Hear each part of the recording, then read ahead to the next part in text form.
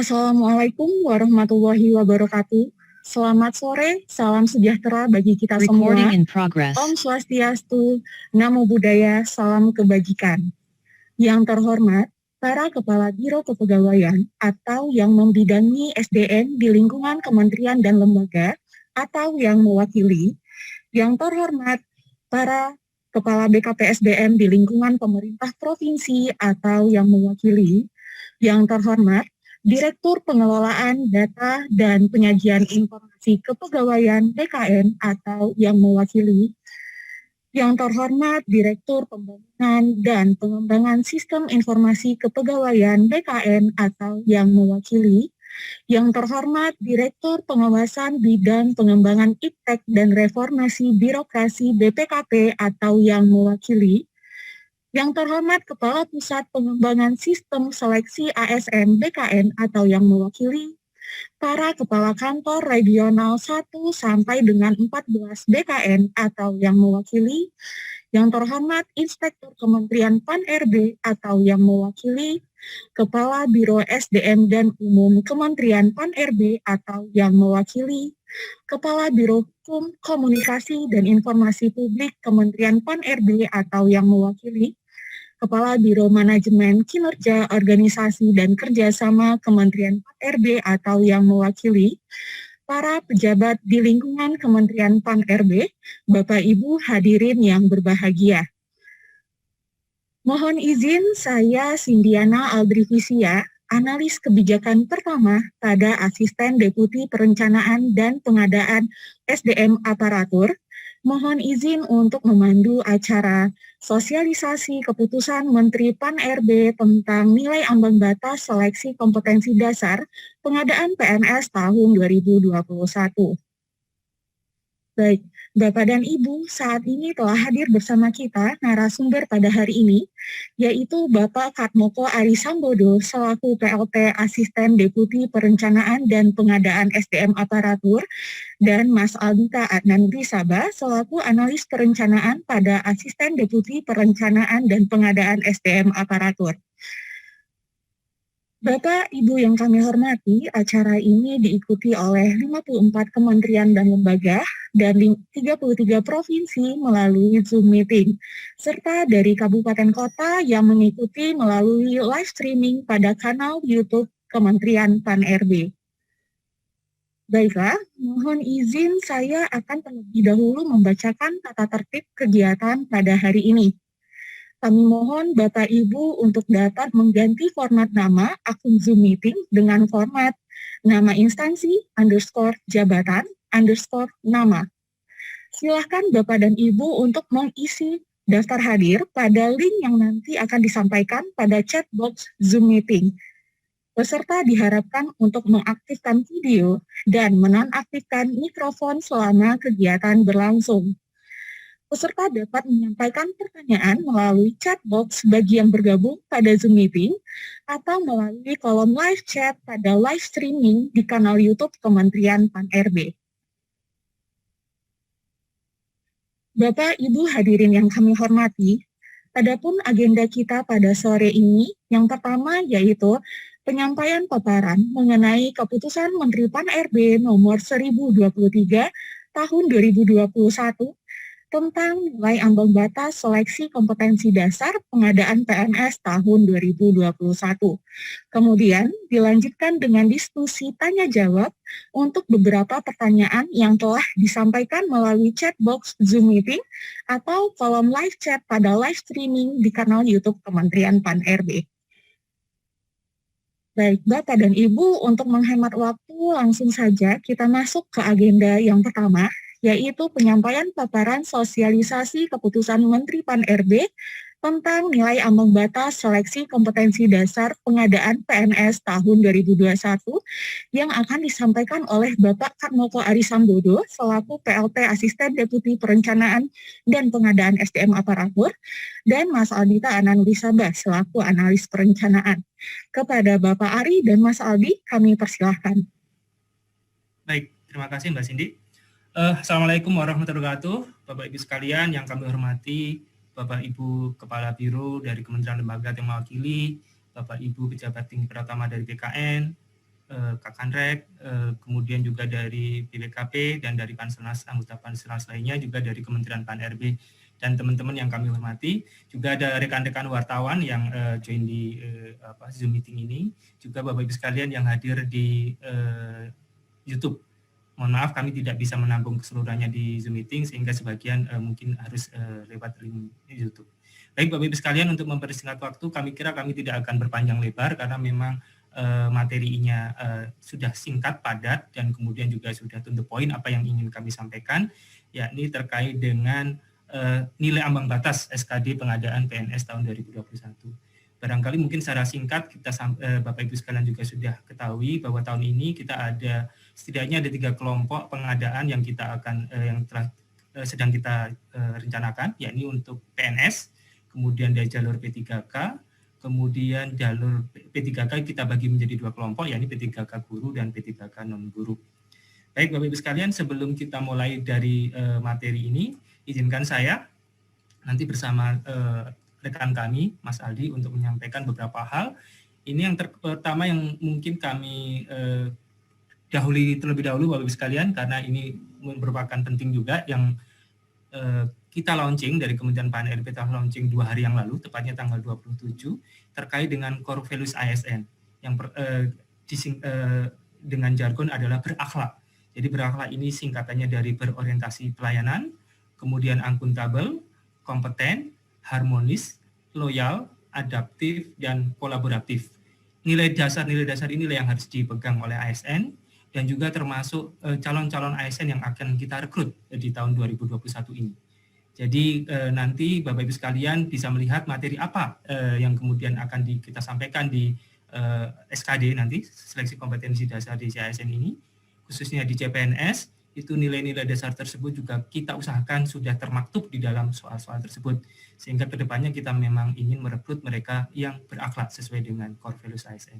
Kemudian juga terkait dengan employer branding ASN, ini juga menjadi hal yang penting kami sampaikan, bahwa kita ingin ASN adalah bangga melayani bangsa, termasuk mereka Cahaya ASN yang akan melamar, akan sungguh-sungguh nanti ketika yang bersangkutan bisa masuk ke jajaran ASN itu bangga melayani bangsa, tidak hanya sekedar coba-coba atau motivasi-motivasi yang lainnya. Baik, Bapak Ibu sekalian, itu saya kira pengantar dari kami. Kemudian terkait dengan materi inti kita hari ini adalah terkait dengan seleksi nilai ambang batas atau passing grade dari PNS ya, dari CPNS.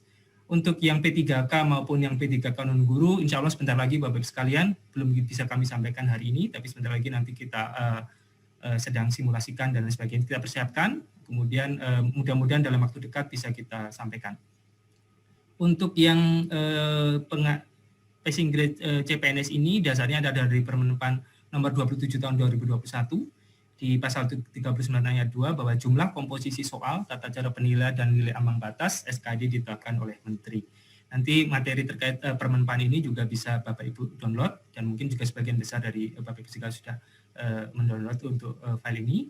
Sedangkan untuk yang passing grade-nya sendiri Bapak Ibu sekalian, ini mulai sekarang mungkin sudah bisa di-download nanti di website kami, sama di laman di JDIH-Menpan.go.id, adalah keputusan Menteri Pendayagunaan Aparatur Negara dan Reformasi Birokrasi nomor 1023 tahun 2021 tentang nilai ambang batas seleksi kompetensi dasar pengadaan PNS tahun anggaran 2021 yang telah ditandatangani oleh Bapak Menteri Cahyokumolo pada tanggal 26 Juli 2021.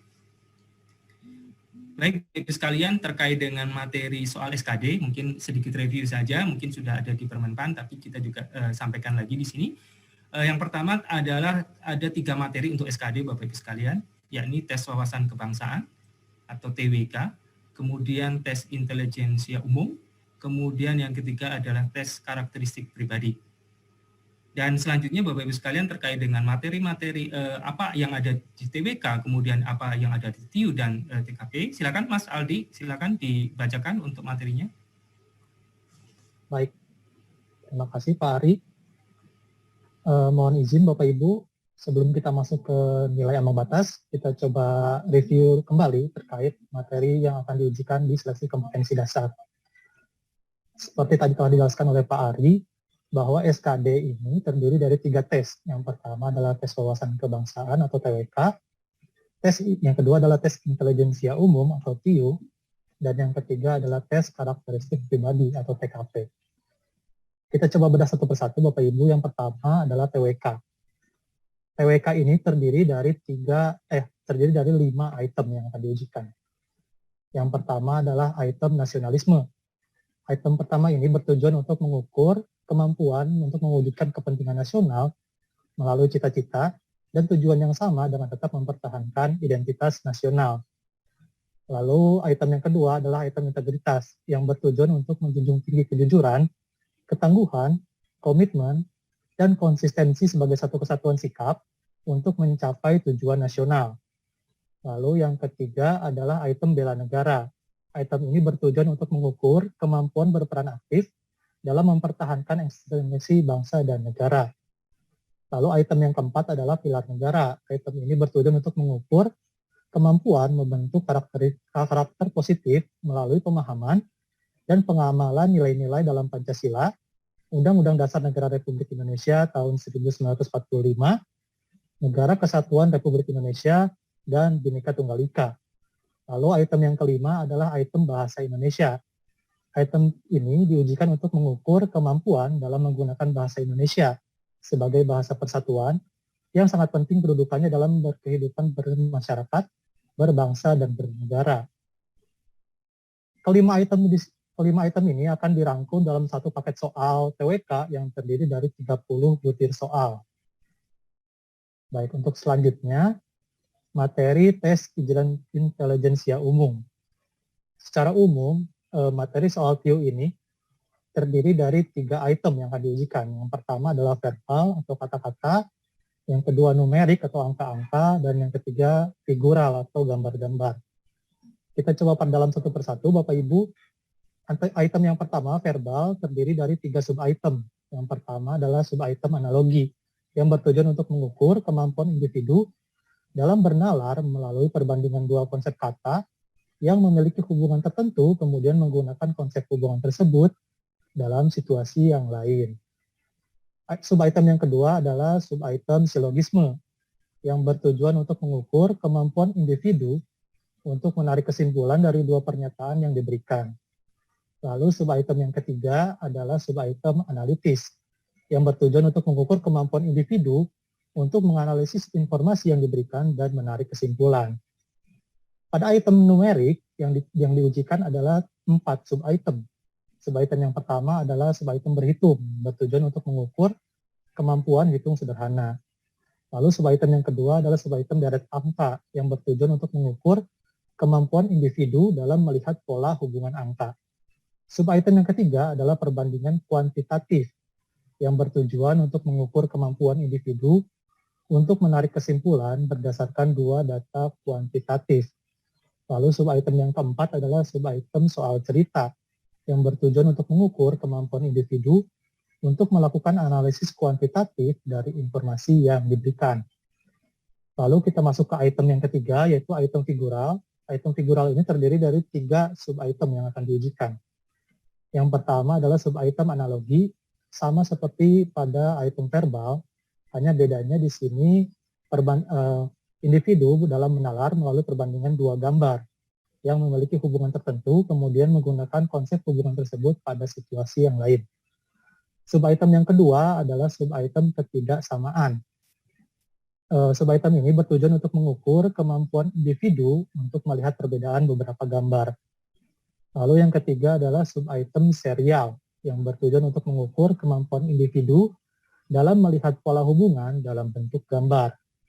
Ketiga item yang terdiri dari beberapa sub-item ini akan dirangkum dalam satu paket soal yang terdiri dari 35 butir soal. Ini masih sama seperti tahun lalu, Bapak.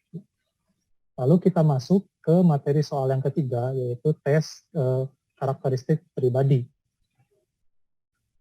Pada TKP ini terdiri dari 6 item yang akan kita ujikan. Yang pertama ini item pelayanan publik.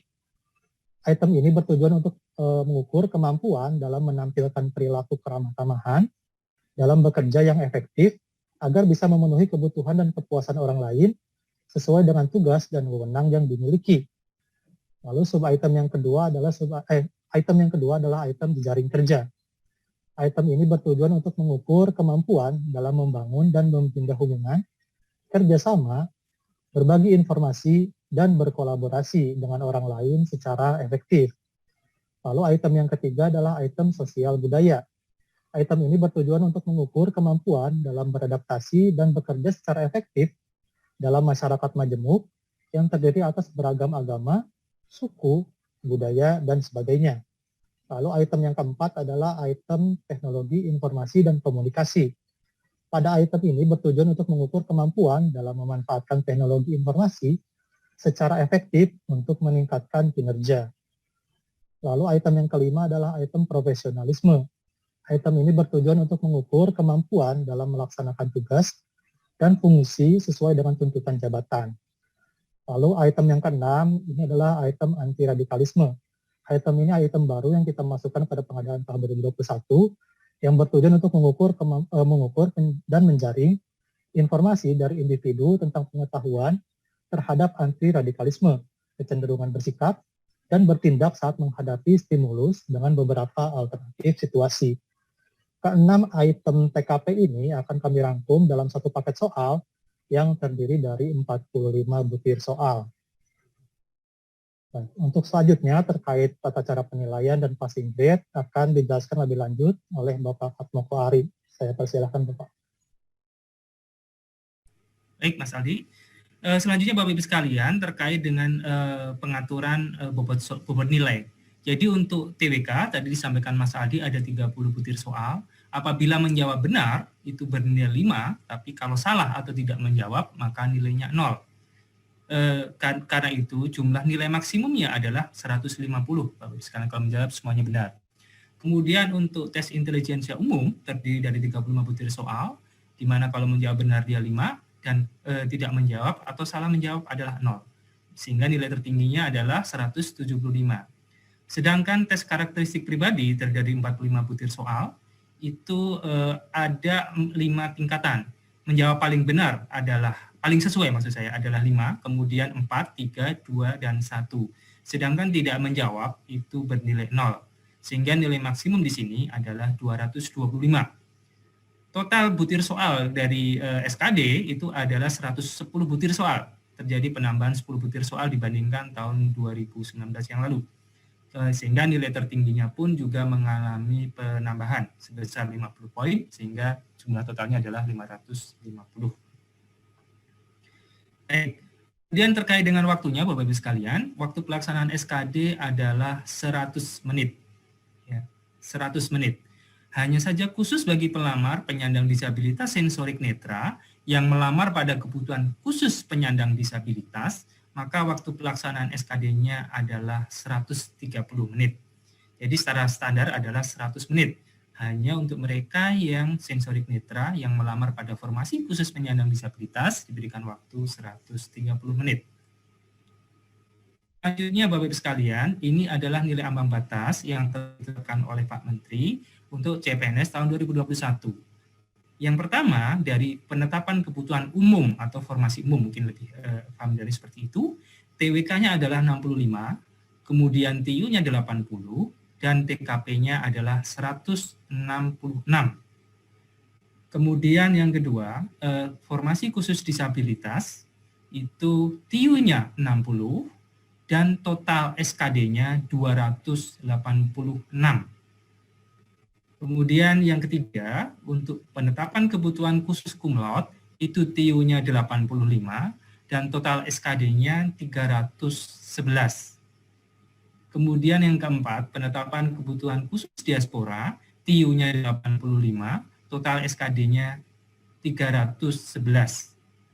Yang kelima, penetapan kebutuhan khusus untuk putra-putri Papua dan Papua Barat, itu TIU-nya 60, kemudian total SKD-nya 286. Dan ada beberapa jabatan yang kita berikan juga spesial untuk nilai ambang batas yang di nomor 6 dan nomor 7. Yang pertama adalah penetapan kebutuhan untuk dokter yang di umum, itu TIU-nya adalah 80, kemudian total SKD-nya 311. Kemudian yang ketujuh, penetapan kebutuhan umum untuk ABK, rescuer, dan pengamat gunung api, dan lain-lain, itu nanti akan ada daftarnya di Kemenpan tersebut. Itu TIU-nya 70, total SKD-nya adalah 286.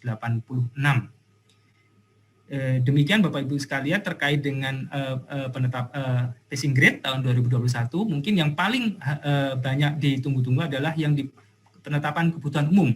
Jadi 65, 80, dan 166, atau secara total jumlahnya 311. Baik, kemudian selanjutnya akan disampaikan oleh Mas Aldi apa saja penetapan kebutuhan umum untuk dokter di nomor 6 dan nomor 7, Mas Aldi. Silakan Mas Aldi. Baik, terima kasih Pak Ari. Bapak Ibu mohon izin, tadi Pak Ari telah menyampaikan nilai ambang batas untuk kebutuhan umum dan kebutuhan khusus. Tetapi selain nilai ambang batas untuk dua kelompok tersebut, ada juga kelompok lainnya. Yang pertama adalah penetapan kebutuhan umum, tetapi untuk jabatan dokter. Untuk jabatan dokter tersebut, nilai ambang batas SKD CPNS tahun 2021 untuk TWK dan TKP itu tidak ada nilai minimum yang harus dicapai. Tetapi untuk TIU itu ada sebesar 80 nilai minimum yang harus peserta capai. Lalu secara kumulatif, total SKD-nya pun minimal harus mencapai 311. Untuk jabatan dokter tersebut, ada 3 jabatan Bapak Ibu. Yang pertama adalah dokter dengan kualifikasi pendidikan dokter atau dokter spesialis. Yang kedua adalah dokter gigi dengan kualifikasi pendidikan dokter gigi atau dokter gigi spesialis.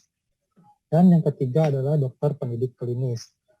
Untuk lebih jelasnya, Bapak Ibu dapat melihat pada lampiran 1 Keputusan Menteri Pan-RB nomor 1023 tahun 2021.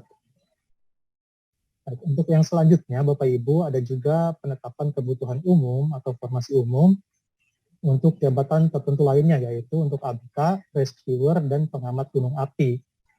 Untuk kelompok ini, nilai ambang batas yang harus pelamar raih untuk tes TWK dan TKP itu tidak ada nilai minimumnya. Tetapi untuk TIU, nilai minimum yang harus diraih adalah 70. Dengan nilai kumulatif total SKD yang harus pelamar raih minimal sejumlah 286. Adapun rincian jabatan ABK ini apa saja, itu juga dapat Bapak Ibu baca di lampiran 2 Keputusan Menteri Pan-RB nomor 1023. Kurang lebih ada 92 jabatan Bapak Ibu untuk ABK, rescuer, dan pengamat gunung api.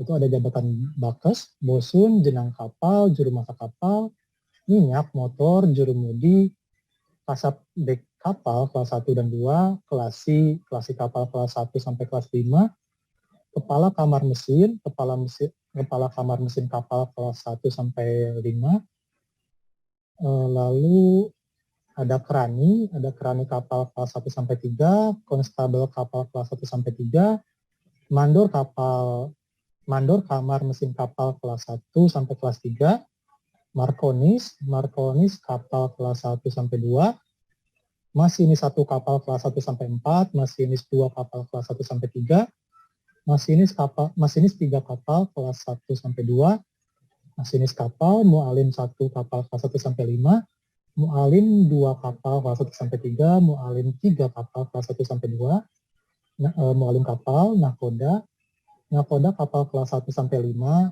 oiler, operator speedboat, pemeriksa pelumas mesin kapal kelas 1 sampai kelas 4, pengamat gunung api, pengawas pencemaran kapal kelas 1 sampai kelas 5, sampai kelas 1, maaf Bapak Ibu, pengemudi kapal kelas 1 sampai kelas 5, perawat mesin kapal kelas 1 sampai 3, peranata kebersihan kapal, rescuer, serang kapal kelas 1 sampai 3, teknisi listrik kapal kelas 1 sampai 2, dan tenaga SAR kapal kelas 1 sampai kelas 3. Untuk lebih jelasnya, Bapak Ibu dapat mengecek pada lampiran 2 Keputusan Menteri Pan-RB nomor 1023 tahun 2021. Baik, selanjutnya Bapak Ibu sebagai informasi tambahan, pada tanggal 27 Juli 2021 kemarin, bertepatan dengan hari jadi Kementerian Pan-RB, Kementerian Pan-RB pun telah mengeluarkan chatbot Si Pandai atau Sistem Informasi Pan-RB Daily. Bapak Ibu yang ingin mengetahui informasi-informasi terkait dengan Kementerian PAN-RB, seperti informasi tentang ASN, pelayanan publik, kelembagaan, reformasi birokrasi, dan informasi lainnya, dan Bapak Ibu dapat menghubungi chatbot kami di Cipandai, termasuk terkait dengan nilai ambang batas yang tadi telah kami sampaikan. Bapak Ibu dapat menghubungi chatbot kami melalui aplikasi Telegram pada bot Cipandai Bot dan pada Line pada akun Cipandai. Bapak Ibu tinggal membuka aplikasi tersebut, lalu ketik menu atau langsung bertanya untuk memulai percakapan. Adapun aplikasi lain masih dalam proses pengembangan. Untuk selanjutnya, Bapak Fatmokari, ada yang ingin ditambahkan? Baik, terima kasih Mas Aldi. Saya kira demikian Bapak Ibu sekalian yang kami bisa sampaikan terkait dengan nilai ambang batas CPNS. Dan tadi telah kami sampaikan secara ringkas di slide ini. Dan barangkali ada beberapa hal yang perlu ditanyakan, baik dari Bapak Ibu sekalian dari Kementerian Lembaga, maupun dari Pemda, ataupun dari wartawan, atau dari teman-teman yang lain, kami persilahkan. Silakan Mbak Cindy di moderator untuk sesi tanya jawab ini. Baik, terima kasih Pak Ari dan Mas Aldi atas paparannya. Baik Bapak Ibu, perlu kami informasikan bahwa saat ini sudah bergabung juga via kanal YouTube Kementerian PAN-RB sejumlah 2.400 peserta. Ini membuktikan bahwa antusiasme masyarakat yang cukup tinggi terhadap pengadaan CASN tahun 2021 ini. Baik, Bapak dan Ibu, langsung saja kita masuk ke agenda selanjutnya, yaitu diskusi dan tanya jawab. Baik, Pak Ari, mohon izin kami sudah coba merangkum beberapa pertanyaan yang masuk dari live chat di live streaming kanal YouTube Kementerian PAN-RB. Yang pertama ada pertanyaan terkait apakah passing grade TKP sejumlah 166 ini tidak terlalu tinggi. Kemudian ada juga pertanyaan tentang materi bahasa Indonesia yang masih ada untuk TWK. Kemudian untuk P3K, nilai ambang batasnya kapan akan disosialisasikan? Mungkin cukup sekian dulu Pak, nanti jika ada pertanyaan akan kami laporkan kembali. Silahkan Pak Ari.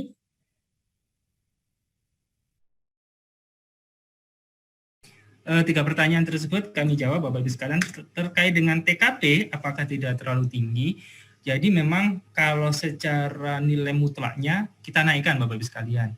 Namun demikian kalau kita lihat ada penambahan jumlah 10 soal, di mana 10 soal itu ada di TKP, dan kemudian nilai maksimumnya adalah 50, maka kemudian rata-rata secara proporsi, TKP tersebut ada kenaikan tapi cuma sedikit, di bawah 2%, 1,sekian% dibandingkan tahun 2019.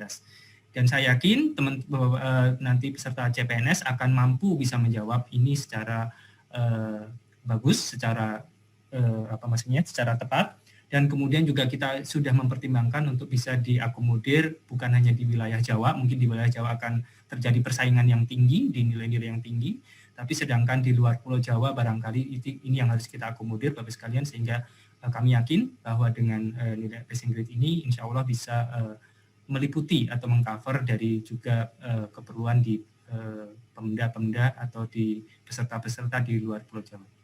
Kemudian yang kedua terkait dengan bahasa Indonesia, benar, bahasa Indonesia ada tetap di TWK, tadi juga sudah disampaikan Mas Aldi. Kemudian kapan passing grade P3K untuk guru dan non-guru. Jadi sebentar lagi Bapak sekalian, nanti kami lagi godok untuk segala bentuk passing grade ini bersama Panselnas. Tentu saja nanti kita juga akan umumkan segera setelah Panselnas menyetujuinya, dan kemudian juga Pak Menteri juga sudah menandatangani keputusan Menteri tersebut. Saya kira demikian Mbak Cindy yang dapat kami jawab. Monggo silakan. Baik, terima kasih Pak Ari atas penjelasannya. Kemudian ini juga ada lagi Pak pertanyaan yang juga berasal dari kolom live chat di YouTube.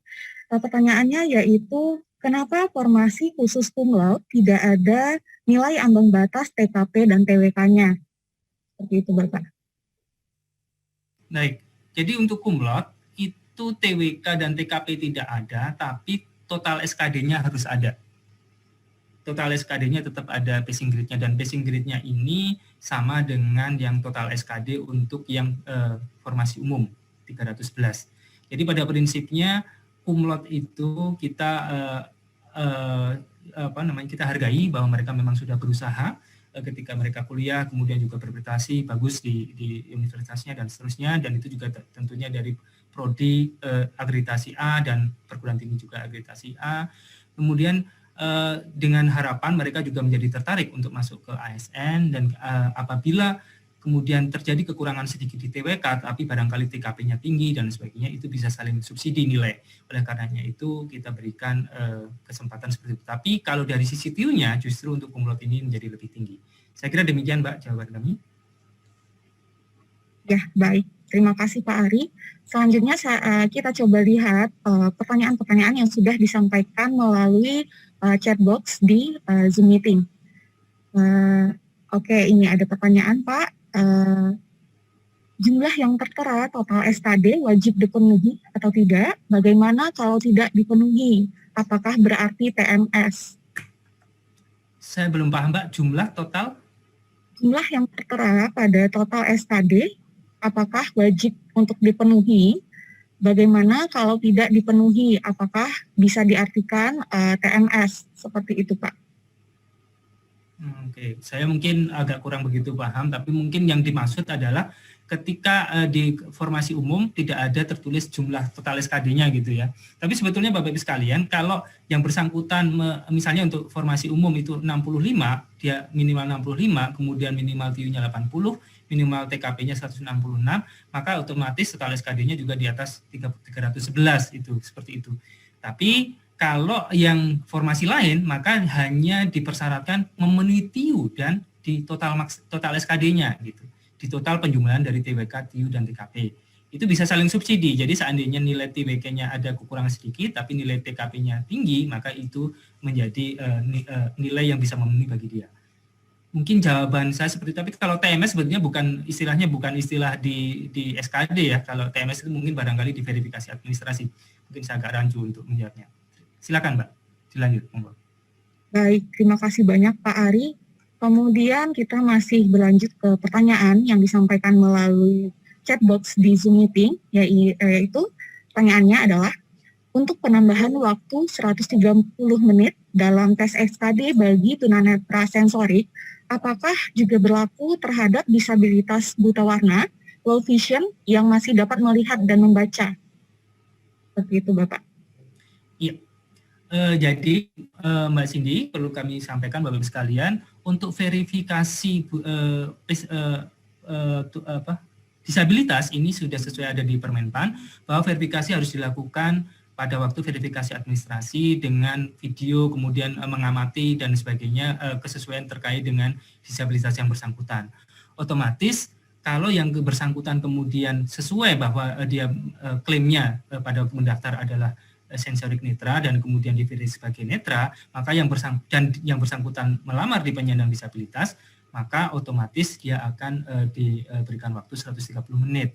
Namun demikian kalau untuk yang buta warna saya kira tidak, karena itu termasuk disabilitas yang bukan yang termasuk disabilitas sensorik netra. Jadi tetap berlaku 100 menit. Saya kira demikian, Mbak. Ya, baik, terima kasih banyak Pak Ari atas jawabannya. Baik, jika kita lihat ini memang cukup banyak pertanyaan yang muncul di kanal YouTube Pak, namun kurang lebih pertanyaannya mirip dengan yang sudah disampaikan tadi dan sudah dijawab oleh Pak Ari.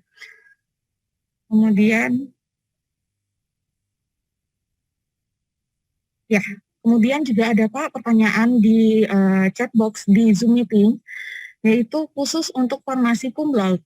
Kalau nilai TKP-nya di bawah 150 dan total SKD-nya 311, apakah masih bisa dinyatakan lulus? Bagaimana Pak Ari? Silakan Pak. Iya, sebetulnya sama dengan pertanyaan tadi. Cum laude passing grade-nya ada di TIU dan total SKD-nya. Jadi cum laude itu minimum TIU-nya adalah 85, dan kemudian minimum penjumlahan dari TWK ditambah dengan TIU ditambah dengan TKP adalah 311. Sekali lagi passing grade-nya ada 2 di TIU dan di total SKD. Saya kira demikian Mbak jawaban kami. Ya, baik Pak Ari. Mungkin ini ada pertanyaan lagi Pak. masih dari kolom chat box di Zoom, yaitu apabila nilai ambang batas tidak terpenuhi pada formasi tertentu, apakah akan ada kebijakan seperti tahun sebelumnya, bahwa yang dinyatakan lulus ditetapkan berdasarkan ranking untuk formasi tersebut? Nah, silakan Pak. Baik.